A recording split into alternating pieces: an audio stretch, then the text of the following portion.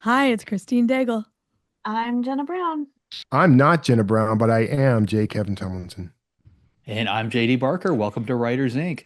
Christine went to a concert. I want to hear about this because I haven't been to a concert. I was thinking about this earlier. My wife went to Paul Simon. She took our daughter. Oh, Um, I'd love to go to which, Paul Simon. yeah, I mean, it was really, it was one of those, it was like in a very small venue. They were right up front, crazy expensive, but how many times are you going to get to see Paul Simon? And like my daughter, like when she was just a baby, like the Graceland album was like the only thing that would keep her from crying. Aw. So like we played Same that here. constantly, and like so she knows all those songs, so that was kind of cool. But what concert did you go to? Yeah, so one my husband dragged me to. He's an audiophile, so he plays like all kinds of genres and crazy stuff in our house. And then I'm like, you should do movies or TV shows because every time I hear it on a show, I'm like, I've heard that in my living room. But we went to go hear the Deslons, which is kind of like, I don't know, rock country, country rock. I knew one of their songs, which they did not play, but it was a good time. Like the venue was super small.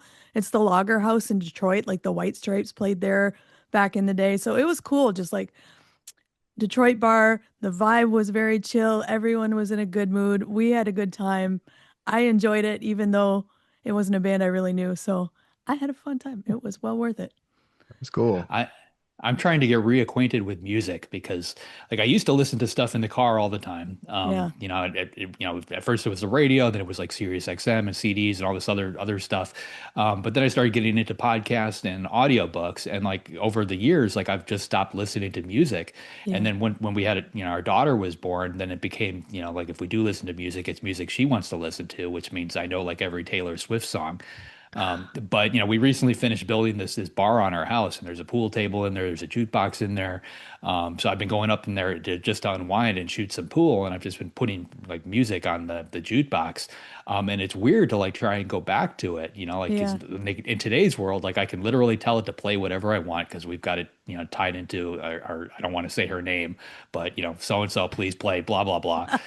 So you don't have to hunt for that CD anymore. You can play whatever song you want. But like all of a sudden, when you've got that kind of selection available, it gets a little tricky to figure out what you want to hear. Yeah. Um, and a taste gets it's very eclectic too. Like I never realized just how like I listen to stuff all across the board.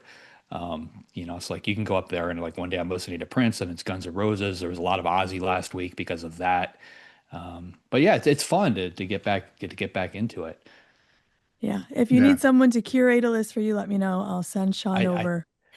I think I need one, but honestly, like, I feel like I need to listen to something new. Like Yeah. I know nothing about whatever is coming out, these days. Like what are the kids listening to? Like I literally feel like my parents when I was a kid.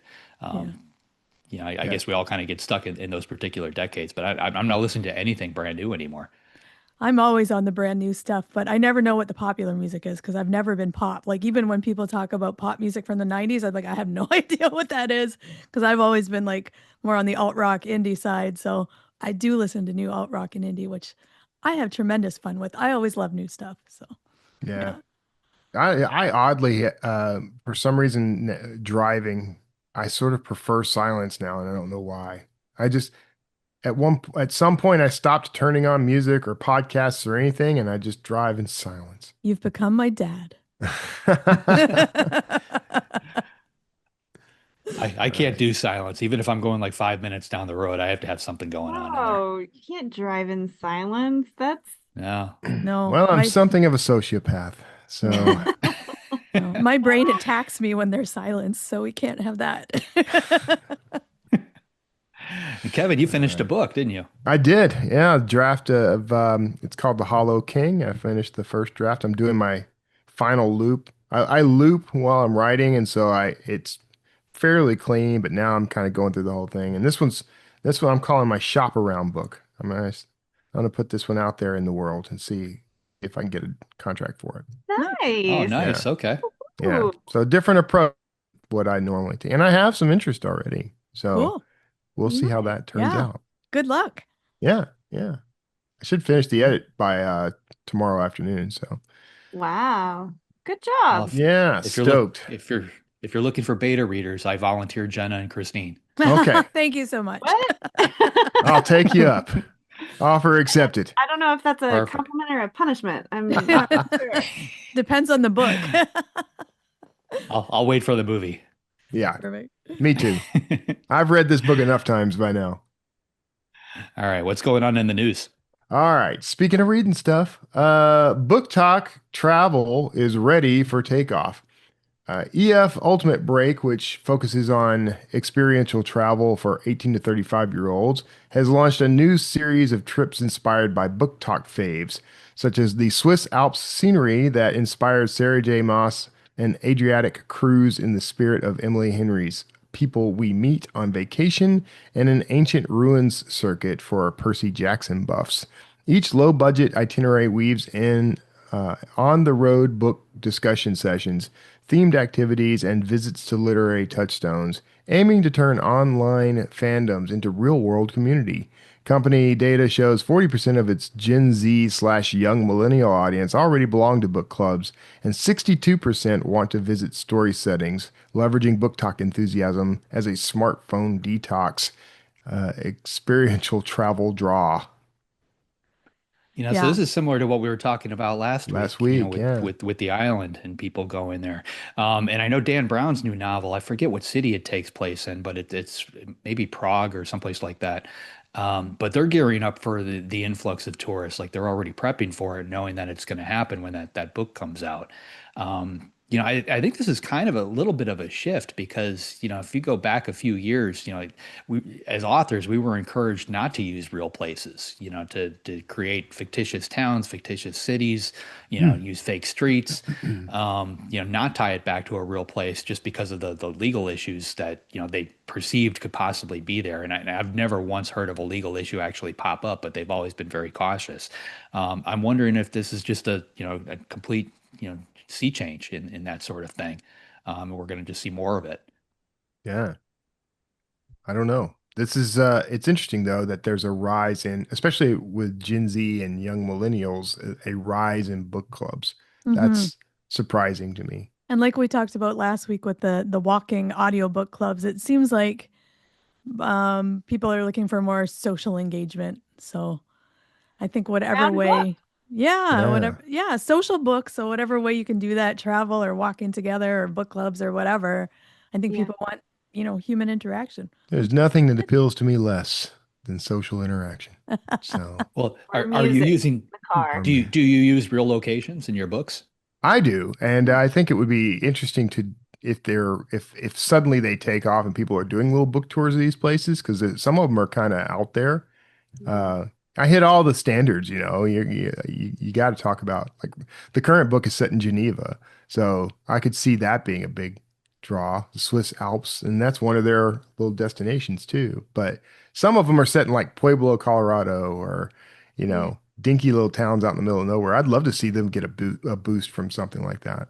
That'd Well, be do you great. dig as far down? Like when I use a real place, I'll go on Google, I'll look at the maps. Yeah. Do you do all that too, or do you make up like street names and? No, I do. I go on Google. I use Google Maps a lot. A lot of times these are places I've actually been to. When we were doing van life, I kind of took note of a lot of places. But yeah, I get on Google Maps. I go street by street.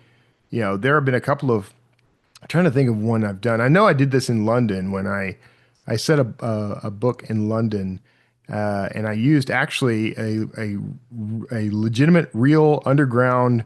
Well, I turned it into a lab for somebody. I can't remember who, but it was a real place, and I described how you get in and everything.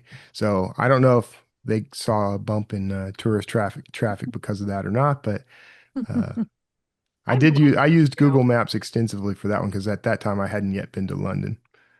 Yeah, I'll blend them. Like when I set things in Las Vegas, obviously you can't people expect certain things to be the same. Like the strip should largely be the strip, the casinos should be the casinos and things like that. But I'll play around sometimes and add neighborhoods that don't really exist. Or I had this one where they had this house at this ostentatious party.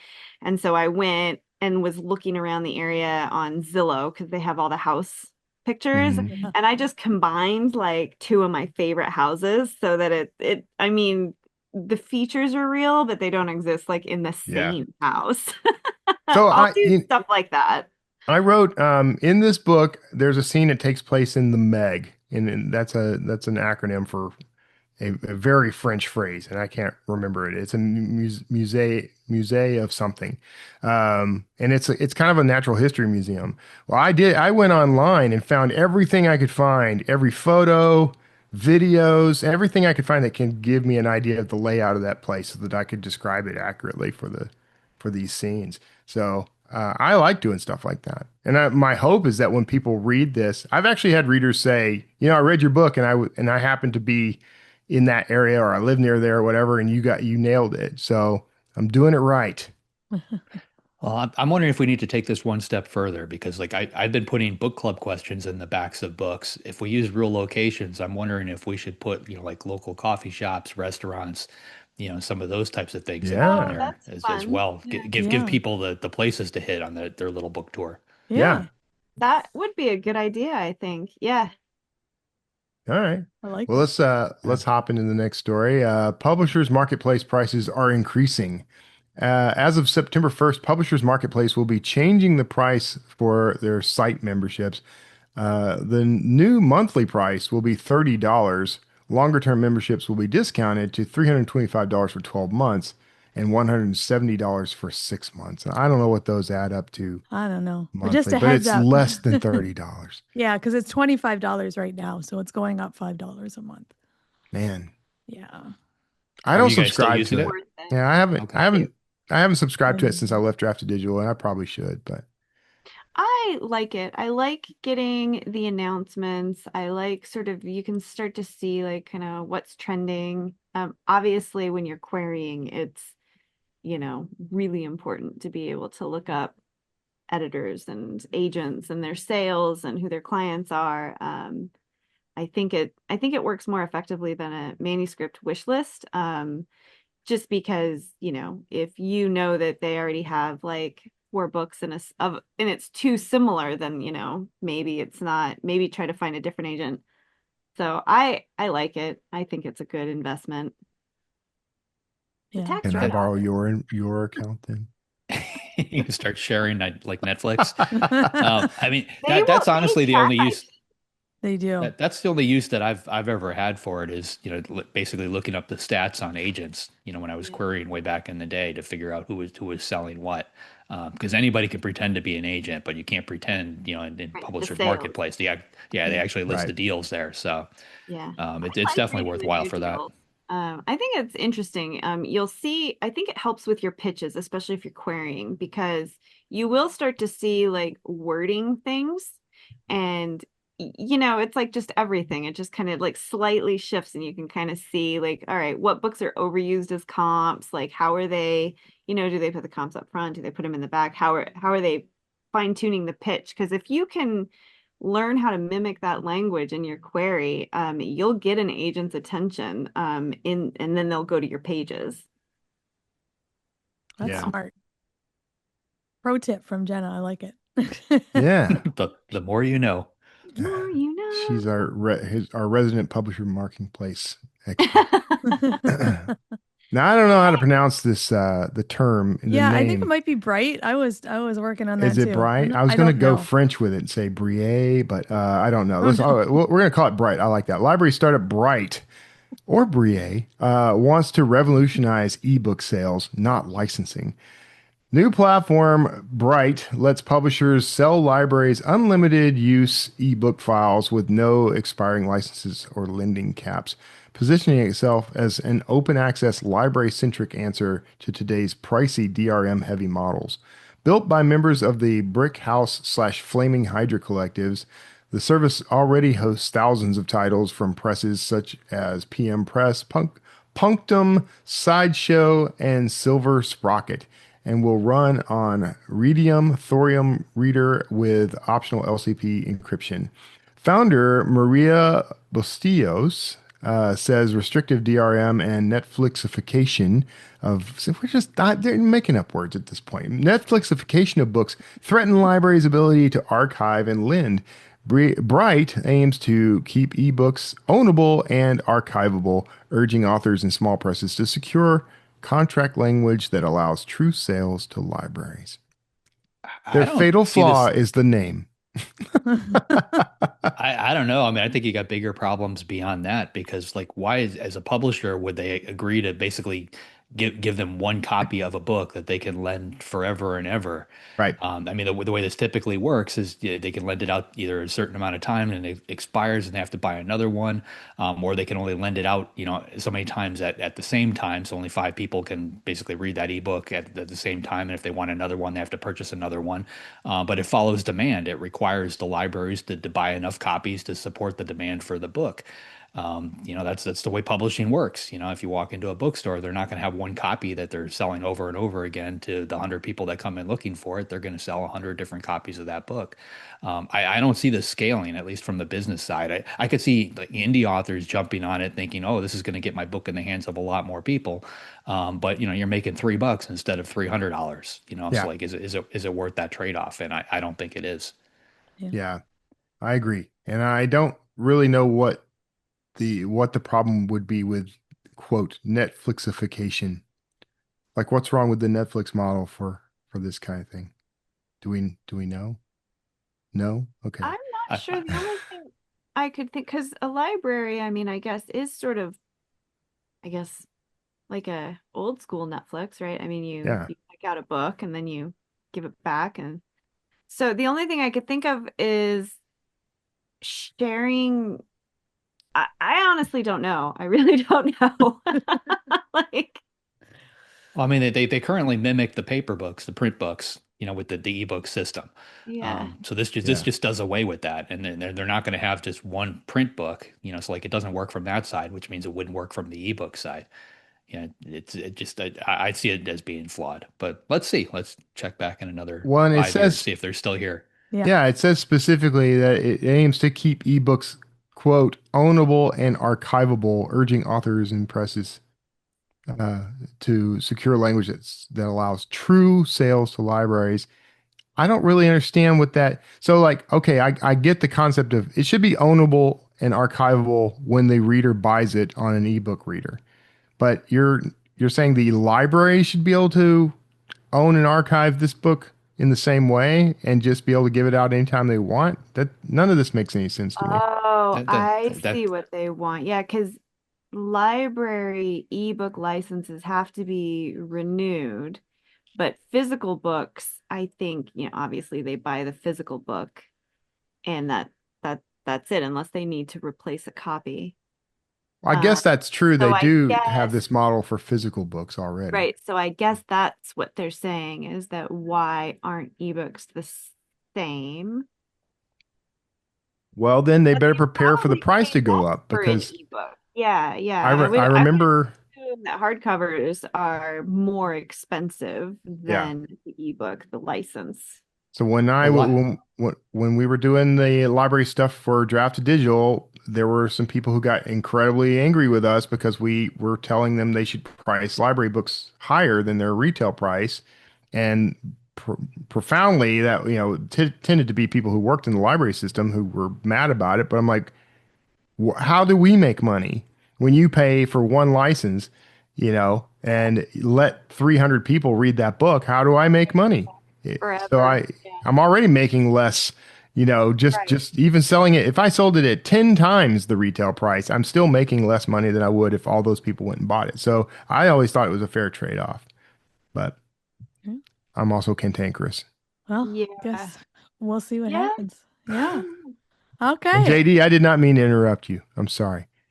No, you just said exactly what I was going to say. Like if for a traditional publisher, if you're Penguin Random House and you're looking at this model, they're going to say, okay, we'll do this, but that ebook is now going to cost you $3,000 for that copy. Right. They're going to put a price tag that justifies the number of lens that it's going to have. And, that's how they're going to do their math. And, this is one of those things where the math doesn't math, and like I don't see it working long term. Yeah. Hey, this is Kevin Tumlinson, and it seems to me like you might need a little help. Maybe hand off all that stuff that's keeping you from writing. At Author Anchor, we connect authors with skilled, affordable virtual assistants trained specifically for the publishing world. Your personal VA handles everything from book production to marketing and social media, freeing you up to focus on what matters most, your writing. Book a discovery call today and we'll find that perfect VA for you. Plus, mention the Writers Inc. podcast and you'll get $50 off your first month. Visit authoranchor.com and get matched with your personal VA so you can just write. Yeah. All right. I guess I should ask who is up this week. This week we've got Ania Ahlborn coming on. Ania is a best-selling author of numerous horror novels. Her last one, Brother, became a TikTok sensation. She's back with a new book called The Unseen, which releases August 19th. Ania Ahlborn. All right. Well, thank you so much for being on our show. I'm really excited to talk to you. Thanks for having me. Yeah. So, we like to always start at the beginning and, it's a show about writers for writers. So, let's start at your beginning. How did you get started writing? What's your origin story, as it were? I don't really have like a very interesting origin story. I've always been a storyteller. I didn't get serious about writing until college, honestly. Up until then, it was just, random little stories here and there for fun. I did a lot of role playing while I was in Interesting. like out of high school. I did a lot of like online role playing. And so that was probably some of the most writing that I did that wasn't like I'm actually writing like a novel or something. Yeah. But I mean, I didn't get serious about it until college, and then I wrote a novel in college, but I honestly don't even remember the title or what it was about. I was querying it, to agents because that's the way you had to do things back then. That's And what you do. yeah, I shockingly, like a pretty big time agent in New York was interested, and they kind of strung me along for a while. And at the very last second, they said, you know what? That's just not going to work out. And so it was like total heartbreak. And because I was really like, oh, this is it. This is it. And it just did not happen. So after that, I kind of got really mad. And Yeah, I that makes stopped, sense. yeah, I stopped trying to write for the market and for other people. And I wrote a book called Seed. And 75% of the way through writing that book, my husband said, "Did you know that you can like publish this yourself?" Because that was the like beginning of KDP on Amazon. Right. Yeah. I hadn't heard of that, but hearing it was like a revelation. And I was like, yeah, so that's what I'm going to do because I was still very bitter. And so I published it on Amazon and somehow it took off as an indie. A few months later, I got an email from Amazon and they offered me a 5-book deal. And Wow. again, I was still bitter. I actually thought about not taking it just like out of spite. But Relatable. logic went out on that one, thank goodness, because yeah. Yeah, but that's like that's my origin story. That's it. Well, I would beg to differ on the not very interesting, or how did you phrase that? I Yeah, think that's actually I don't think anything about me is very interesting. So I think that's quite interesting to go from role playing to bitter to a 5-book deal. yeah, I think I that's quite suppose. extraordinary. I suppose.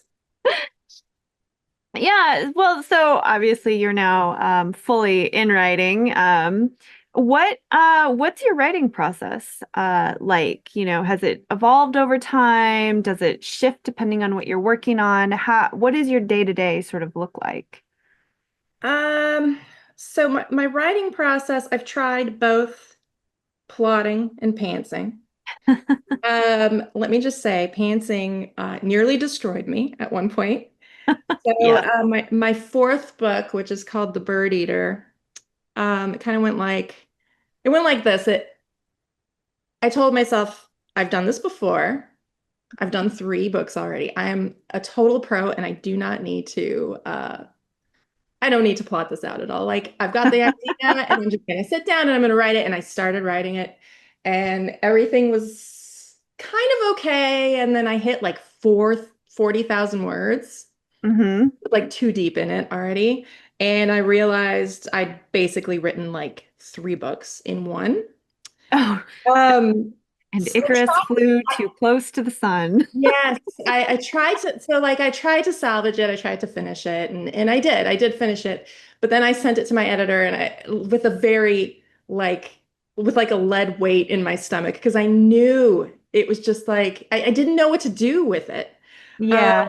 And I sent it to him and he very gently said, so we need to talk. And somehow that talk, he didn't give me any solutions, but somehow just like having it in somebody else's hands sort of clarified things and I was able to fix it.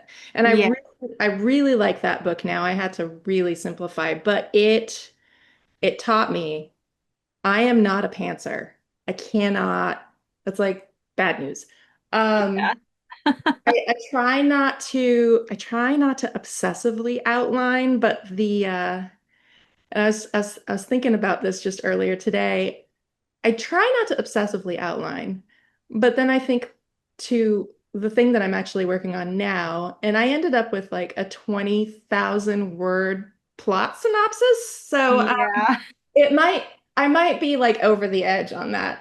Um, so I definitely, that my process is to just like plot it out because it just feels like it keeps me from spiraling. I always see like these openings and stuff and it just I tend to meander too much. I need some signposts to tell me, you know, where to go with the story.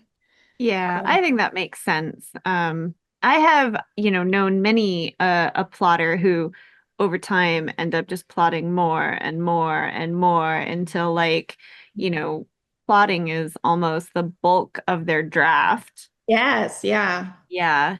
But I think sometimes it makes sense, especially if your plots get very complicated, that can be a lot. You end up looking like Charlie Day and that conspiracy theory meme, like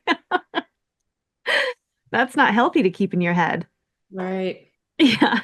So, it sounds like you're somewhat organized with plotting, although maybe not. Do you also tackle your daily schedule in the same way? Like, do you have a set routine? How do you stick with that routine when, writing tends to be, editing and promoting and marketing and all these other things? How do you maintain that daily rhythm? I don't. I don't. Perfect. So I I tend when I'm working on a project, I write at night and I start like after 9 p.m. Mm, Uh, uh, that's not by choice. That's just my life. Um, I sit at the dining room table. I don't have an office. I don't have like a private little sanctuary. And I have to hope that nobody like walks by and distracts me. Um, but most nights, like I'll get in the groove and I'm sitting there and I'm working and then my kid will poke his head out from the top of the stairs and he'll say something like he's hot, or thirsty or let's talk about black holes or something and then I have to stop and go up there and tuck him in and all of that and I come back and I'm back at square one. It's not a glamorous lifestyle. Um, yeah, I kind of envy the authors who, and I used to be one of those authors. I used to be one of the authors who had the house all to themselves the entire day, and I could write from, 9 a.m. to whenever I wanted to, and I could take a nap in the middle of the day, and nobody was there to bug me, and it was really nice. But that's not my life anymore, not at all. So I write when I can.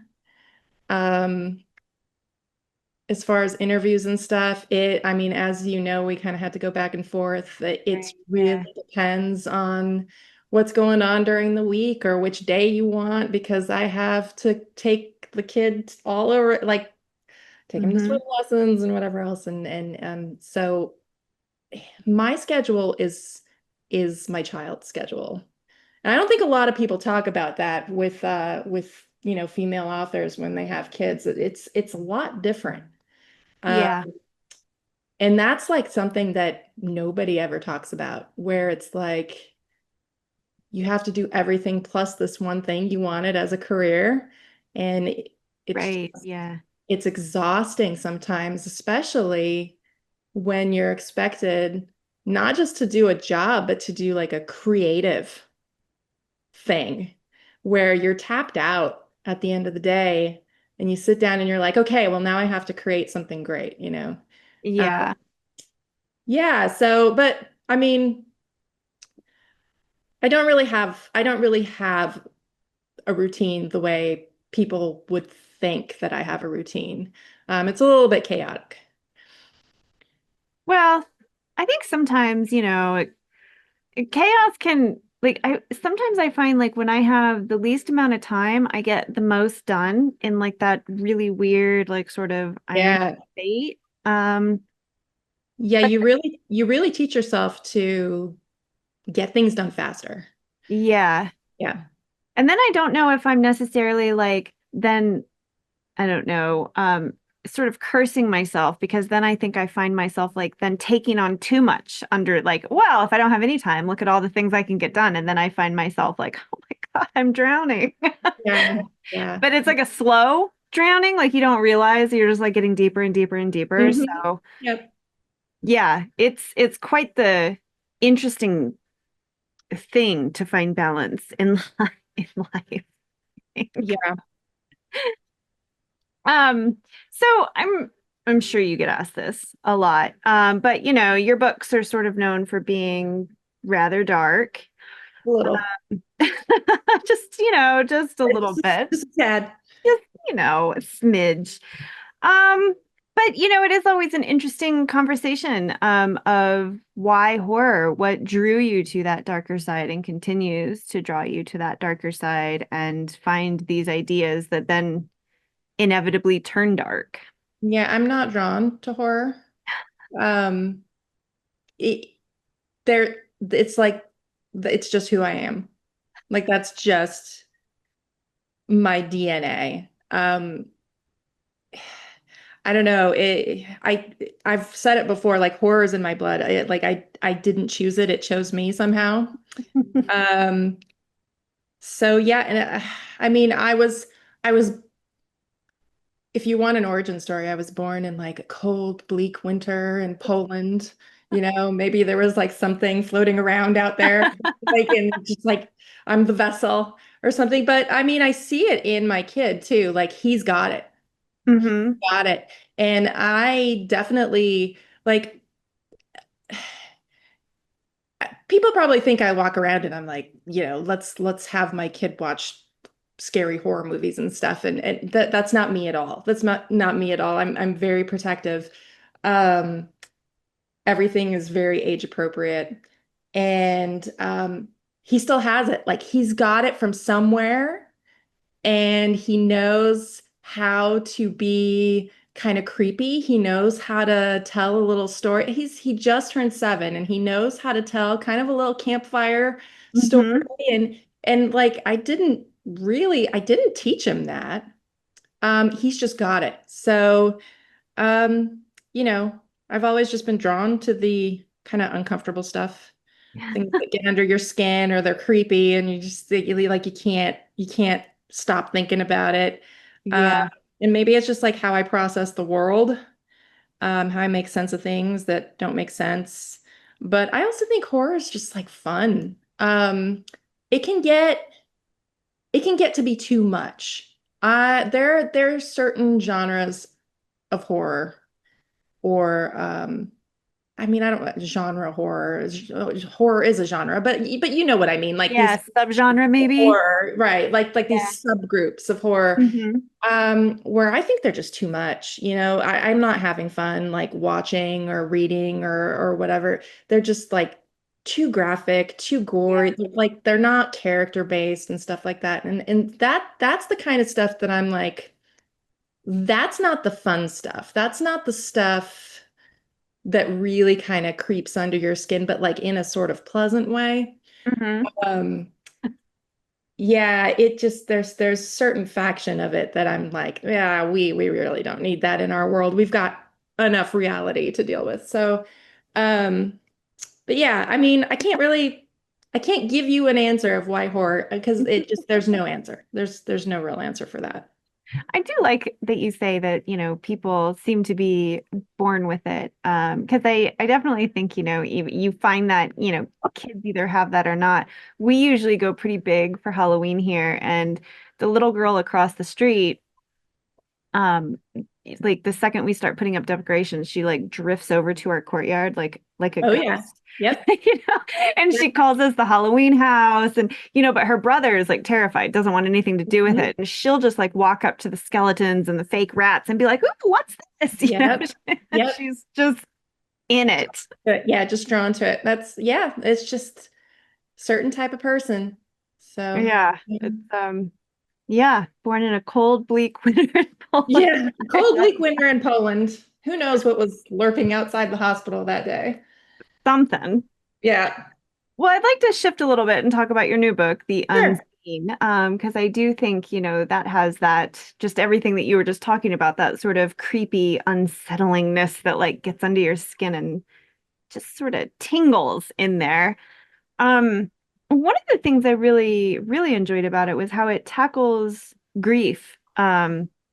The horror of grief, which, you had mentioned people don't really talk about sort of like the emotional labor of women, which this book also does, but also how horrible grief can be, when not addressed. Where did the idea for the unseen come from? Um, so I I don't know where the idea came from. I don't know where my ideas come from. They're always little bits and pieces of things that I take in. Mm-hmm. Like whatever books I've been reading, whatever movies I've been watching, even just stuff, news articles, things I see on Facebook, weird memes, weird Yeah. pictures, whatever. And they all kind of collect at the back of my mind. And some of those I just kind of, they get stuck there. And Mm-hmm. I've always sort of I don't want to reveal what the book is specifically like about. Mm-hmm. But when I was a kid, I spent a lot of summers out in the middle of nowhere. I lived in New Mexico. Mm-hmm. And the book doesn't take place in New Mexico, it takes place in Colorado. So that seems like really irrelevant. But as you know, it's not. Uh, Right.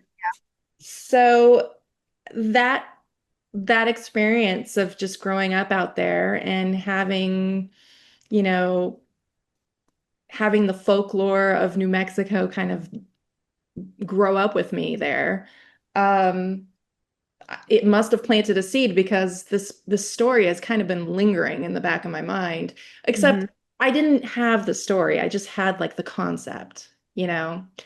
Um, and as far as like writing like grief horror, I feel like that's almost all of my stuff. I've heard so many people describe me as like the saddest horror author they've ever read. Just like because every book is just like super sad in parts. Yeah.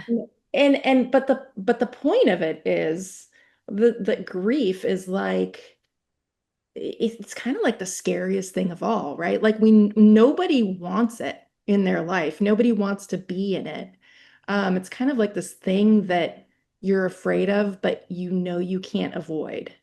And I think maybe that's also why a lot of people just connect with the stories that I do tell because everybody's experienced it, or if they haven't experienced it, they know that it's coming, or it's like it's a way to process just basically being human, you know? Yeah.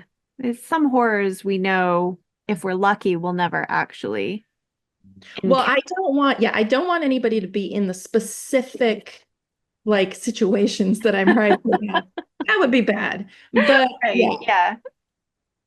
But the grief itself, yeah, I mean, that is something that I think we can't. And even if you've been through it, it still sort of like lurks like this, like because it's always so different Well, every so time. so the unseen, I guess if we're talking about grief, the grief of the unseen, and maybe this is like kind of a trigger warning for people, is it is based in the grief of like pregnancy loss. Mhm.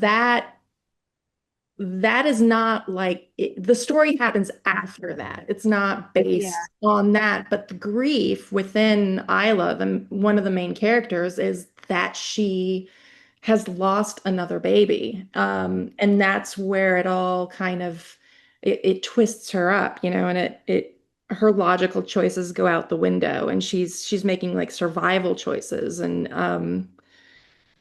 she just, is trying to make things better for herself. And as she's doing that, um, she's really making things a lot worse for everybody else. Yeah. Yeah. Um, Definitely so.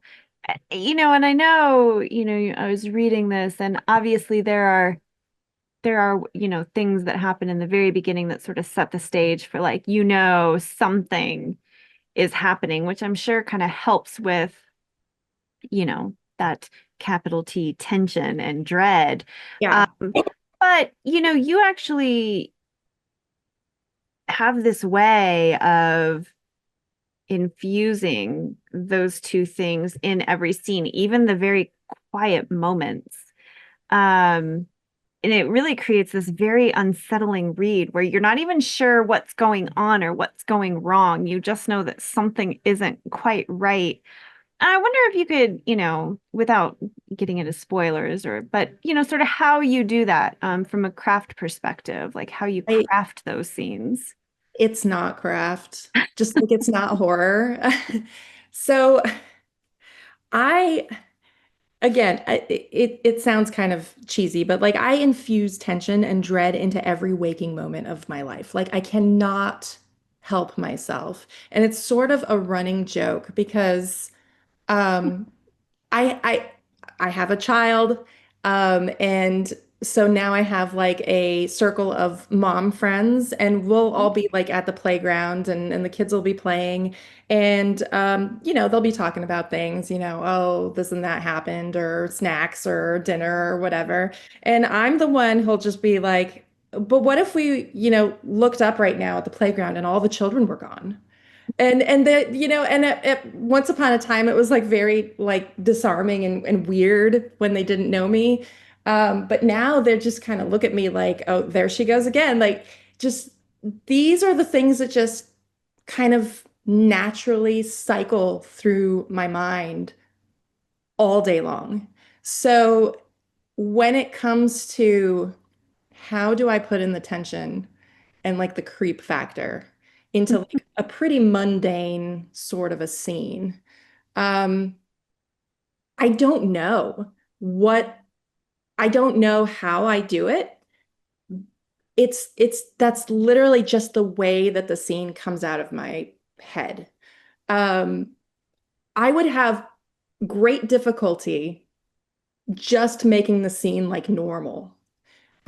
Because I do that with everything. And sometimes my husband even like gets irritated. He's like, can we not like can we keep it a little like just on the level right now? We don't have to make everything like you and I'm like, okay, sorry. I have to pull it back. Yeah. So when I'm writing, and this is actually something that I'm kind of running into with what I'm working on right now is I feel like there's too much like tension and dread at the beginning, and I'm gonna have to go back and like cut some of it out because it's not like it has to be that's the I guess the only craft thing to it is like it has to build in sort of a linear sort of fashion. It can't be like all dread all the time because that's just exhausting. Um, but yeah, I have the problem of just like putting too much in and then I have to go in and take it out or move it or something. So I don't have any kind of a secret to give anybody. It's just that's the kind of like I see cracks in things, and every single time I see like a crack somewhere, I'm like, but what if this, but what if that? And it's always dark. And yeah, so I guess that's why I write horror. What else would I be writing? You know, like I don't think Yeah, I don't know that I could write anything other than that. a nice chirpy rom-com, perhaps. Oh yeah. Let me tell you, that rom-com would be ending in a very special way. They're special and then they're special. Very, yeah, there's very special. I love it. Um, well, I guess write what you gravitate towards. So I Sure. think that's Yeah. perfect. Um, as you're writing, and maybe there's not an answer to this, but what do you hope that your readers take away from your work? Um, Stomach cramps, Excellent. Nice. lingering senses of dread, Yes. irrational fears of I don't know, like staircases, Check. Check. existential crisis, usual stuff like that, just like really feel good stuff. Right. Yes. Uh, no, I mean, I just want the story to stick with them. Hmm. I'm not typically trying to deliver much of a moral or teach any sort of a lesson unless it's just like naturally occurring in the book.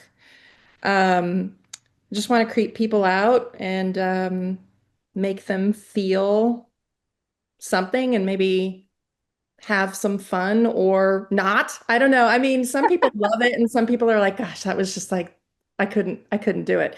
Um, so yeah, if they finish the book and they keep thinking about it for days or even like I've had readers say, well, I've thought about that book every single day for since I read it, and that was like 5 years ago. That's like an incredible thing. So that's the ultimate goal. But you know, I guess if they want to feel safe, they probably shouldn't be picking up my work. Like Picking up disclaimer, like that. don't buy this book. If you don't like being like uncomfortable, don't buy the book. But if you do, But if you do, you definitely want to pick it up. definitely buy it. Right. Yeah. Well, we like to always close out our show with the same question, which is what's one piece of advice you would give new or aspiring writers? I get asked this a lot, especially after Seed, because everybody thinks I've got some sort of like special sauce somewhere. Um, honestly, I had no idea what I was doing then, and I don't really know what I'm doing now. I'm just writing the books that I want to read. Hmm. Um, I feel like often I'll go looking for something and I won't be able to find it. And that's how I wrote Seed was I really wanted to read that book and it just didn't exist. And I said, well, I guess I have to make it exist. And so that's what I did. And so that's what I write, the ones that would haunt me, the ones that I can't find on a shelf. So as far as advice goes, don't chase the trends. Don't try to be, don't try to please everybody the way I tell my son, I'm sure you've heard this, you're not pizza, right? Like Huh? just do what you love and what feels true to you. And there's a good chance that there's somebody out there that feels the same way you do or likes the same things you do. And if you find them, that's the trick. And I don't know how, like I have no advice for that, um, but we are all very similar, more similar than different, right? Um, Yeah. so if you like something and you can't find it out there and you create it, then there's going to be somebody else who also likes it, and you just have to find those people. Yeah. But to write just to get published is not going to work. And I feel like I learned that lesson mercifully very early on. Because had I gotten published with the book that and again, I don't remember the title. I don't even remember honestly what the heck it was about. I just remember it. I was trying to be very commercial.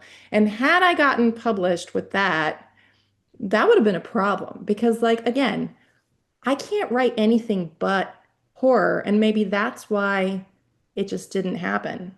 It was like Yeah. not meant to be. So just, do what you love. I know that sounds super cliche and really lame, but I feel like writing a novel is so much work anyway. You Yeah. don't want to write what you are not interested in. You don't want to spend all that time bleeding over this thing That's true. that you're not even into. So I think that's the main thing is like you have to really put your passion into it. And if you do, I think people tend to sense that. Yeah, I agree. Well, this has been so much fun. I've had a really nice time. I had a very nice time reading your book, even though it was very unsettling. So, Thank you. yeah, if you guys like unsettling things, you will definitely want to pick up The Unseen. So, thank you. Thanks. Thanks for having me. Okay, before Jenna asks questions, I have to know why the main character has the same name as your dog, Jenna. Was this planned? Obviously, a grand conspiracy, clearly. Yes. I got together with Anya and was like, hey, I have a really good idea. I want you to name your main character after my dog, but I want you to spell it differently so that it throws people off the trail. No, I know. I always get thrown because I know that Isla is pronounced Isla, Hmm. but in my head it's always Isla. Yeah. Curse of a reader, right? And Yeah, so Blame phonics. Madonna. Darn yeah, phonics. and so when we named Isla, I actually changed the spelling to Iyla to make it easier for people. It doesn't make it any easier for people. They still think that her name is Lila for whatever reason, but that's okay. That's a This, different this is conversation. this is why we named our dog Fudge. There's no Fudge. screwing that up. Well, We we named weren't. our dog Minnie, Mini, I because, know. truth in Well, advertising. I know. Our first dog, Asher, that's pretty easy. And then Izzy, and now Trixie. So we've gotten better at the naming thing. I thought I was making it easy, but Yeah. it's All right, fine. well, keep working on it. So I actually really loved that, she had that whole like a dark and stormy night in Poland, and that's why she likes horror, that she was just born into it. But it is kind of curious. Were you attracted to like sort of like the dark and the macabre as a kid? Did that come later? Like, where do you think that comes from? I know for me, like I read a ton of stuff, and then the very first what I called an adult book that I picked up was Dracula. And Hmm. I was 8 years old, and when I read that, it scared me half to death. And like I left the lights on for like a couple of weeks, and like I've been chasing that feeling that it created as a reader and a writer, I think, ever since, trying to recreate that. The fact that a book was able to draw out that kind of an emotional response. I Right. think that's why horror resonates with so many different people. Yeah, no, I agree with that because I'm like attracted, I don't think is the right word. I'm scared of it. Let's be honest. I'm scared of horror movies. I am scared of horror books. I'm scared of haunted houses and cornfields and all of that stuff. But I also like it.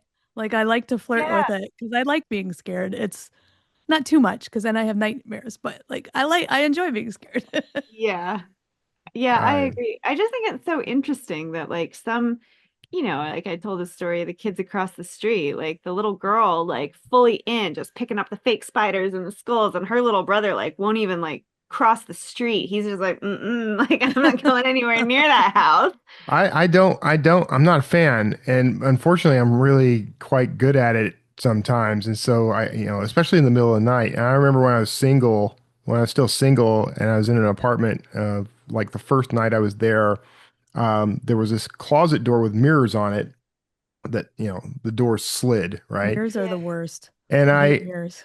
I swore that I saw that door move a little, and then I'm laying there thinking, what the scariest thing in the universe would be to hear like a small child laughing from inside that closet right now at like 3 a.m.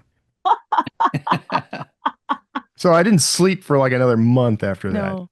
After I see scary stuff, mirrors in the dark scare me. Like mirrors are the worst. Oh They're yeah, like my mirrors are worse. nemesis after watching horror or reading horror. Yeah, that's true. I also thought it was really interesting that she is called the saddest horror writer. She she writes a lot of grief horror. And that I guess yeah, I guess I never stopped to think about it, but grief probably is like one of the scariest things that we can face as humans. Um, why do you think grief works in horror and do you think grief is scary? Yeah, Do you I, think it's d- the scariest I do. horror? I think, all horror, it's kind of about the loss of control, right? That's what scares us. And grief is a total loss of control. There's Yeah, it's the nothing you can ultimate do loss. about it, and it's Yeah. permanent, right? So like, Yeah, yeah, that's a lot to deal with. it is. Yeah. Yeah. Gentlemen, no?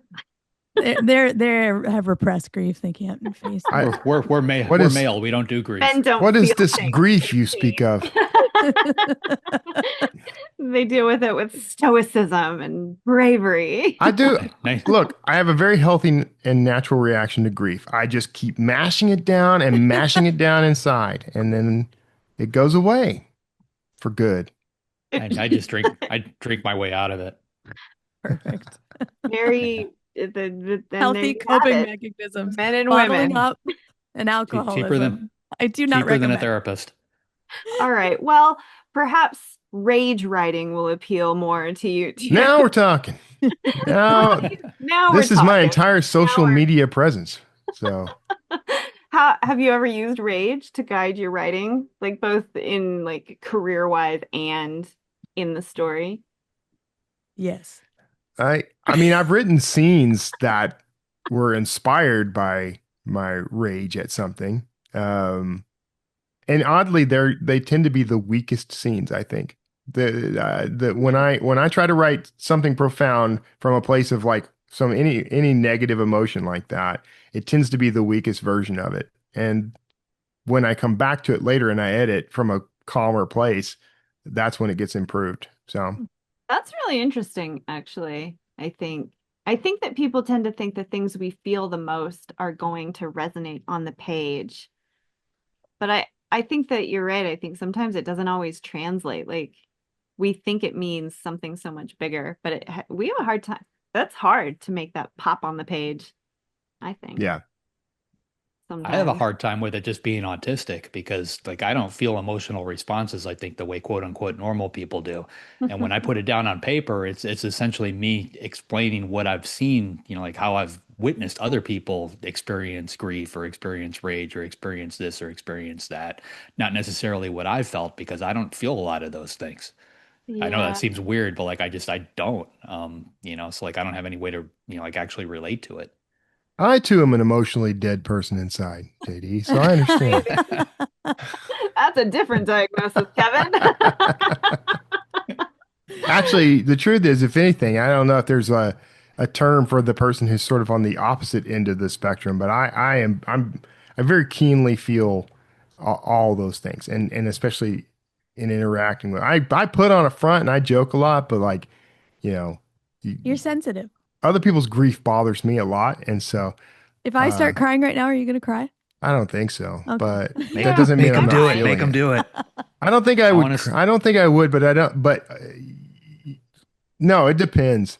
I tell you this though: if you ever have a scene in a movie, or even just a stupid coffee commercial or something that involves a dad and his son interacting with each other, and there's any hint that there's some sort of estranged relationship there, I'm in tears the whole time. Yeah, I have that's cried my at the pain stupidest body. things in movies. Like I've cried at a Muppet shivering in the cold. So like Oh, yeah. I can't judge. What you is know? up with that? Yeah, yeah. No, not the and I cannot bunny. watch anything that has an animal getting hurt, even if that animal is completely fictional. Yeah. Yeah. So I like do dragons and stuff getting hurt, I can't watch it. I do think it's probably easier for I think it might actually be a strength, JD, coming from where you're coming from, because I think sometimes, as you guys have been talking, I've been thinking like what kind of gets in the way when I'm trying to write something emotional. And usually it's my own emotional experience. And I think that because we feel things so uniquely sometimes, that actually hinders. Whereas if you're sort of like going into someone else, it's probably easier to then make that person more real, I think. Well, it's easier to do it on paper, but like for me personally, like I feel like Mr. Spock, like watching everybody from the outside or like Data from Star Trek, like wanted to experience that just once, just to know what it's like. Yeah. Well, the good thing is Data loved his cat, so Data was all right. Spot. Yeah. Felis catus. If I know, but if you're a Star Trek fan, you caught that reference. Felis catus. I just realized, I just had an epiphany that like on the page, I'm a completely different personality. I can disassociate very easily, and I can jump from one headspace to another very, very easily. Yeah. And so I don't know what that means, and I'm sure someone out there is psychoanalyzing me right now, but please send us your analysis. Yes. I too would be interested in your analysis. I've been keeping a memoir to hold. I become JD when I get to the page. No, I don't know. Like the characters I write are usually nothing like me, Yeah. So I don't know. Yeah. Anyway, I guess we should wrap it up. JD, who is up next week? Next week, we've got Karen Slaughter coming back on. Karen is the author of more than 20 New York Times bestsellers, and many of those have been adapted to film or television. Pieces of her hit #1 on Netflix, and her Will Trent series is currently streaming on ABC and Hulu. Her latest novel is called We Are All Guilty Here and releases August 12th. Karen Slaughter. Yeah, fantastic. If you'd like to be notified as soon as new episodes publish, make sure you go to writersincpodcast.com and sign up now. We'll see you next episode and have a great week of writing. Thanks for listening to this episode of Writers Inc. Access the show notes and leave a comment at writersincpodcast.com.